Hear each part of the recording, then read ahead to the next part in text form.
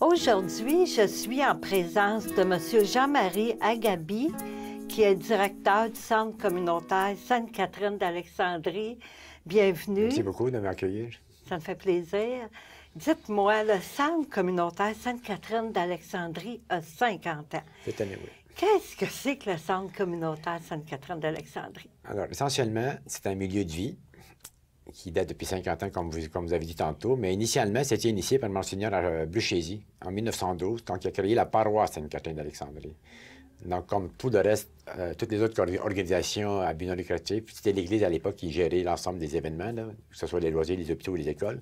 Donc, sous l'appellation paroisse Sainte-Catherine, c'est de 1912 à 1966.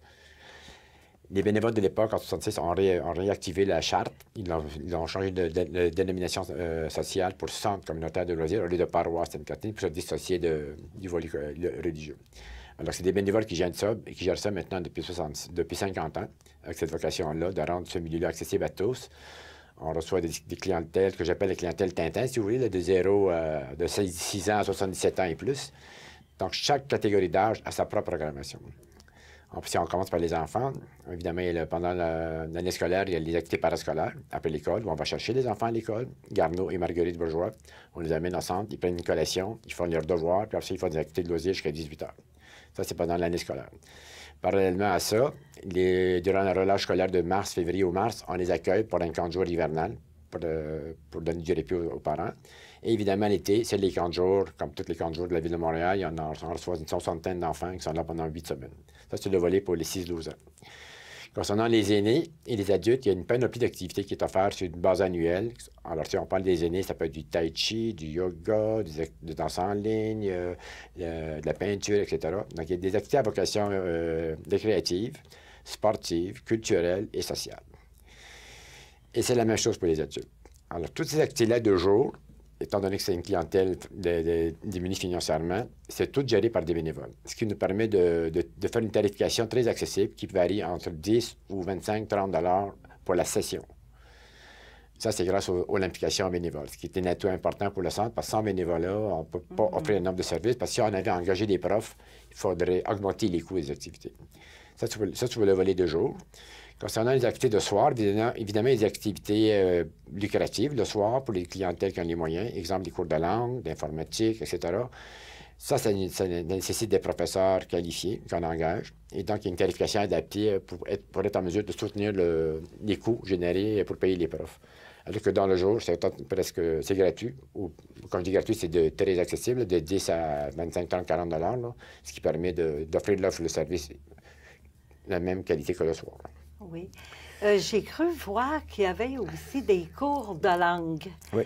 Oui, au centre.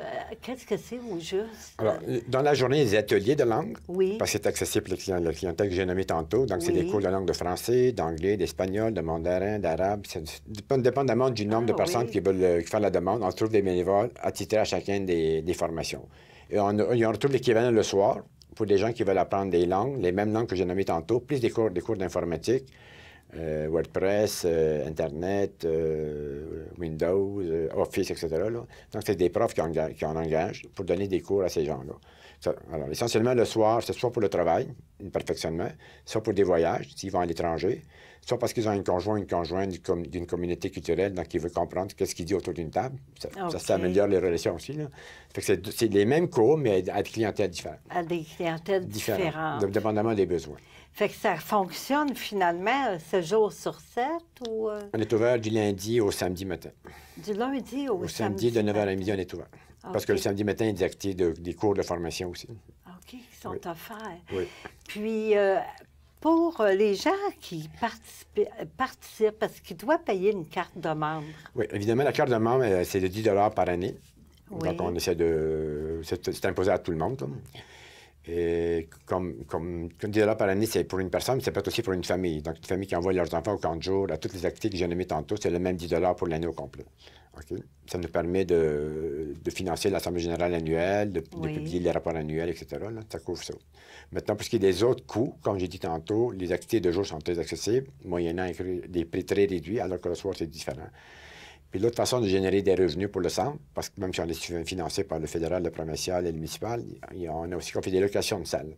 OK. Alors, les locations de salle génèrent en moyenne 20 000 par année. Ça permet de balancer un budget. On essaie de le balancer. Mais ça génère des revenus importants. Ça fait connaître le centre aussi. Parce que plus les gens louent pour faire, mettons, une fête d'enfants ou un shower ou un mariage, quand les gens utilisent la salle, ils connaissent l'environnement, on leur donne des dépliants. C'est le bouche à oreille aussi. C'est une publicité directe, là. Oui. Quand ils font la vaccination, les C3S Jeanne Mance, ils font ça chez nous. Ah oui? Alors que quand les gens rentrent dans le centre pour se faire vacciner, c'est près de plus de 1000 personnes qui rentrent, là. Chaque personne qui rentre, on lui donne un dépliant. Oui. C'est de la publicité directe. Un autre élément, c'est quand il y a des élections, municipales ou provinciales, ils utilisent le centre communautaire comme pôle d'élection. Là, on parle d'un million de personnes qui viennent voter, là. Puis on profite de cette période-là pour faire connaître la visibilité du centre et remettre des dépliants à tout le monde. OK. Fait que c'est un bon moyen. C'est un très bon moyen de rejoindre les gens. C'est sûr que ça... Facebook, Twitter, tout ça, c'est excellent, là, mais il reste que les gens qui n'ont pas accès, qui n'ont pas nécessairement cette technologie auprès de... pour aller chercher l'information, mais nous, on les reçoit directement avec ça. Oui. Je pense aussi qu'il y a un volet femmes, hein, là-bas. Pouvez-vous m'en parler un peu? Le projet Femmes, ça doit faire maintenant presque 8 ans qu'on l'a. C'est un projet des femmes qui s'appelle le projet Femmes en Action. Et il est géré par une intervenante qui, à l'époque, quand elle a commencé le programme, elle était participante. Et maintenant, c'est elle la coordonnatrice. Ah bon? Et c'est un programme axé pour les femmes des communautés culturelles. Alors, les gens qui viennent à Montréal, au centre-ville, dans l'arrondissement de Ville-Marie, entre autres, ou ailleurs, ils peuvent fréquenter le centre 3 jours semaine. Il y a des cours de francisation. Puis il y a des cours d'activité avec les femmes. Alors, c'est presque des Nations Unies, là. Il y a des gens qui, de toute catégorie d'art, toute catégorie de langue, puis ils socialisent ensemble. Puis Adriana, comme elle a passé par le processus, quand elle était intervenante, elle comprend très bien le volet des besoins de ces femmes-là. Et ça vient briser l'isolement. Parce que ces femmes-là, s'ils ne parlent pas français ou anglais, dans un milieu francophone comme Montréal, ou connaître tous les rouages, comment inscrire ses enfants à l'école, comment fréquenter un CLSC, comment trouver telle affaire, c'est un milieu qui répond à leurs besoins, pour répondre à ces besoins-là. Puis, tantôt, vous parliez de bénévoles. Est-ce que vous avez besoin encore plus de bénévoles ou comment ça fonctionne? On a une banque de bénévoles qui sont très, très fidèles, mais c'est sûr, un bénévole, il y a ses limites aussi, là, parce qu'il n'y a pas toujours nécessairement... C'est lui qui gère son horaire en fonction de ses besoins aussi, là. Mais c'est sûr qu'il y a des bénévoles qui veulent s'investir, on va les recevoir, on va voir c'est quoi leurs besoins, c'est quoi nos besoins à nous, puis on fait un malliage pour correspondre, que ce soit une relation gagnante pour les deux parties. Donc, s'il y a un bénévole qui veut faire des appels téléphoniques, on peut le mettre sur la liste de téléphone. Si un bénévole veut donner des cours de chinois, donner 1 heure par semaine, puis on a des demandes de gens qui veulent apprendre le chinois à moindre coût, on va les mettre ensemble. S'il y a des bénévoles qui veulent donner des formations en informatique, les tablettes ou le téléphone intelligent, parce que les aînés sont réfractaires à ces techniques-là, on va les mettre en relation avec eux. Et ça fonctionne comme ça. Oui, s'il n'y avait pas de bénévolat, on ne pourrait pas survivre. Je comprends. Parce qu'on est un petit noyau de salariés, mais la demande est tellement grande que ça nous prend absolument des bénévoles. Oui. Puis dans le cadre du 50e, est-ce que vous prévoyez quelque chose de spécial? Oui, ça c'est sûr qu'on va faire quelque chose. La date initiale, c'était le 30 octobre. Ça a été le 20 octobre, pardon. Là, on a repoussé ça au 10 novembre pour une question de ficelage financier. Parce qu'on veut faire quelque chose, pas nécessairement qui va coûter très cher, mais il faut quand même un minimum de revenus pour être capable d'offrir faire d'un événement quelque chose de bien, là. On veut honorer les anciens, on va honorer les partenaires, on va honorer les gens qui sont investis, les anciens employés et autres, là, ou des membres du CA. Donc, on veut faire ça de façon très, très conviviale, là. Ça va se faire le 10 novembre. Le 10 novembre, ça fait des belles retrouvailles. Oui. Puis aussi, je sais qu'à chaque mois, il y a les mosaïques musicales. Qu'est-ce que c'est, ça? Les mosaïques musicales, c'est une excellente idée aussi pour faire connaître le centre. Ça a été initié par Alexandre, mon adjoint. C'est des gens qui qui ont un intérêt pour la musique, que ce soit un instrument, le chant, ou peu importe, tout volet musical. Ils utilisent le centre, on leur prête les locaux, sans frais. Ils font leur promotion sur leurs réseaux sociaux, là, puis ils utilisent la salle pour faire une prestation musicale ou de chant, c'est comme ça. Donc, ça aussi, c'est une autre façon de faire connaître le centre, parce que les gens, ils viennent, il n'y a pas de contribution, ça reste une contribution volontaire. Il y a un petit pot à l'entrée, là, ils donnent ce qu'ils veulent à la fin de la prestation. Puis ça fait connaître le centre, ça fait connaître les artistes, ça leur fait pratiquer aussi. Ça leur permet de faire des rouages pour fignoler leur spectacle. Donc, c'est une relation gagnante aussi, là. Eux, ils viennent chez nous, on leur prête le local, puis ils font leur prestation, puis c'est diffusé, puis les gens viennent chez nous, puis on leur donne un dépliant, puis ils font connaître le centre.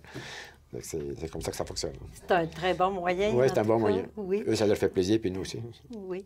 Puis il y a aussi, dans vos locaux, le fridge. Qu'est-ce que c'est que le fridge? On vient de fêter notre première année d'installation du fridge. Oui. Le fridge, c'est pas une banque alimentaire. C'est essentiellement un endroit où on reçoit les surplus alimentaires des grandes chaînes ou des boulangeries. Donc, au lieu de les jeter, on les récupère ou les gens nous les amènent chez nous. Ça, c'est une façon de récupérer de la bouffe. Et les gens viennent au centre l'après-midi, entre mardi, mercredi, jeudi, entre 15h et 18h, récupérer ce qu'il y a dans le fridge. Ah bon, OK. Donc, au lieu de l'acheter, de la gaspiller, là, on la récupère puis on les donne. Donc, si vous ouvrez votre garde-manger, vous avez une boîte de cannes de tomates que vous ne servez pas du tout, là, vous pouvez l'amener au centre. Puis c'est sûr qu'elle va circuler après ça. Il y a quelqu'un qui va la ramasser, qui va s'en servir. Mais ce n'est pas une banque alimentaire. C'est vraiment un échange, on donne puis on reçoit. OK? Et comme vous savez, il y a beaucoup de gaspillage alimentaire à Montréal. Oui. Donc, il y a beaucoup de choses qui se jettent, que ce soit au marché Jean-Talon ou les grandes chaînes. Là. Donc, on trouve qu'il y a beaucoup, beaucoup trop de gaspillage. On parle d'1 milliard de gaspillage par année, là, en valeur. Là. Donc, c'est une idée qui nous a été proposée il y a un an par l'instigatrice du projet qui s'appelle Catherine Adam. Et maintenant, ça fait boule de neige parce qu'à Montréal, présentement, il y a 19 fridges. Et à travers la province, il y en a à Sherbrooke, il y en a à Québec, il y en a d'autres. Donc, c'est un mouvement qui peut prendre de l'ampleur, qui répond à un besoin très, très, très important. Parce qu'il y a des gens qui ne mangent pas 3 repas par jour. C'est vrai. On peut donner beaucoup de choses. Il y a beaucoup de pain, beaucoup. Il y a pas on ne recueille pas de viande, on ne recueille pas de volaille, on ne recueille pas de poisson, parce que ça demande plus de contrôle au niveau de l'hygiène et la salubrité, la congélation. Mais tout le reste qui est périssable, là, on peut le recevoir. OK. Puis vos locaux sont situés où, le centre communautaire Sainte-Catherine? L'adresse civique, c'est le 1700 rue Amherst. C'est entre le Maisonneuve et Ontario. Oui. C'est un très beau centre. Il a été rénové en 2008 quand je suis arrivé. Il y a une très belle mosaïque à l'entrée qui fait ressortir le bâtiment parce qu'avant, c'était une dalle de béton. Là. Puis c'était tellement laid qu'on a décidé de faire un projet pour une mosaïque là, avec l'organisme MU. Donc, c'est comme ça qu'on reconnaît le centre. Oui. Puis on est ouvert tous les jours de 9h à 18h. Puis le soir, c'est des activités ou des cours jusqu'à 21h. Oui, bien, je vous remercie beaucoup, M. Agabi, d'être venu. Puis aussi, je vous souhaite un beau 50e anniversaire. Merci. Je ne serai pas là pour les 50 prochains, mais on va certainement fêter comme il faut. Oui, bien, merci beaucoup. Merci beaucoup. Le Centre communautaire de loisirs Sainte-Catherine d'Alexandrie est situé au 1700 rue Amherst. Pour plus de renseignements, visitez le www.cclsca.qc.ca ou composez le 514-524-6626.